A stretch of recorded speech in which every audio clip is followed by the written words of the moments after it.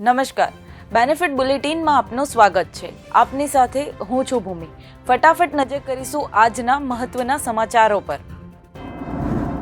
આજે વડનગરમાં રાજ્ય કક્ષાના 11મા આંતરરાષ્ટ્રીય યોગ દિવસની ઉજવણી થઈ રહી છે, જે કાર્યક્રમમાં સીએમ ભૂપેન્દ્ર પટેલની સાથે હર્ષ સંઘવી અને ઋષિકેશ પટેલ અને અન્ય અગ્રણીઓ પણ હાજર છે.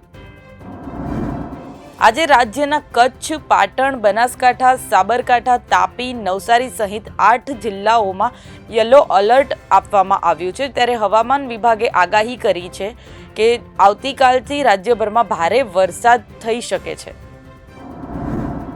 ગુમ ગુજરાતી ફિલ્મ મેકર મહેશ જીરાવાલાનું પ્લેન ક્રેશમાં મોત થયું હતું તે કન્ફર્મ થયું. ડીએનએ મેચ થવા છતાં પરિવાર માનવા તૈયાર નહોતો કે મૃતદેહ ફિલ્મ મેકરનો જ છે, પરંતુ બાદમાં ડીએનએ, એક્ટિવાના એન્જિન અને ચેસિસ નંબર તેમજ સીસીટીવી ચેક કર્યા બાદ પરિવારે મૃતદેહને સ્વીકાર્યો. વિશ્વભરમાં 11મો યોગ દિવસ ઉજવવામાં આવી રહ્યો છે. પીએમ મોદીએ વિશાખાપટ્ટનમમાં 3 લાખ લોકો અને 40 દેશના રાજ્યદ્વારીઓ સાથે યોગ કર્યા અને કહ્યું કે વિશ્વમાં અસ્થિરતા વધી રહી છે, માત્ર યોગ જ શાંતિનો માર્ગ છે. વિસાવદર પેટા ચૂંટણીમાં માલીડા અને નવા વાઘણિયા ગામમાં 2 બૂથ પર આજે રીવોટિંગ થશે. આમ આદમી પાર્ટીના ઉમેદવાર ગોપાલ ઇટાલિયાની બૂથ કેપ્ચરિંગની ફરિયાદ બાદ આ નિર્ણય લેવામાં આવ્યો છે. સમાચારોની નિયમિત અને સચોટ અપડેટ માટે જોડાયેલા રહો બેનિફિટ ન્યૂઝ સાથે.